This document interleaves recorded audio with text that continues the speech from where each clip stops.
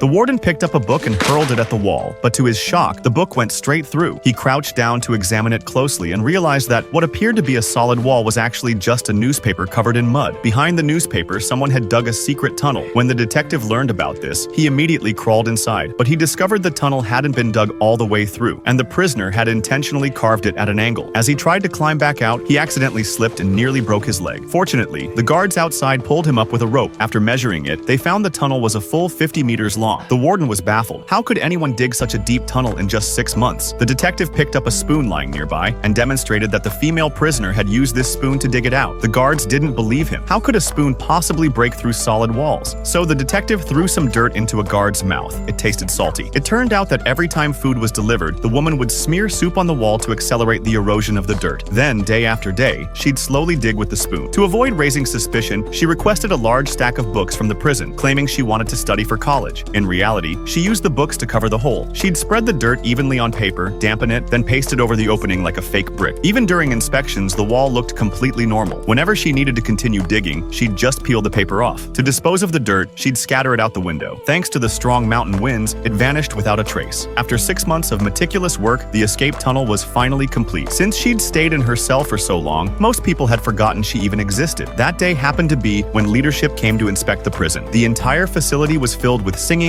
dancing, and all kinds of distractions. Right under everyone's noses, she walked toward the official's car. When a guard went to deliver her lunch and found her missing, he rushed into the cell only to discover it was empty. In fact, she'd already hidden herself under the official's car. When the alarm sounded, the prison went into full lockdown. To ensure the leader's safety, the warden personally escorted them to their vehicle, completely unaware that the escapee was right under his nose. Back at the cell, the warden saw the tunnel and assumed that's how she'd escaped. But this was actually an elaborate decoy she'd designed to buy herself time. By the time the detective finished crawling through the passage, an entire hour had passed. By then, the woman had already gotten out of the car, and what awaited her was the freedom everyone dreams of.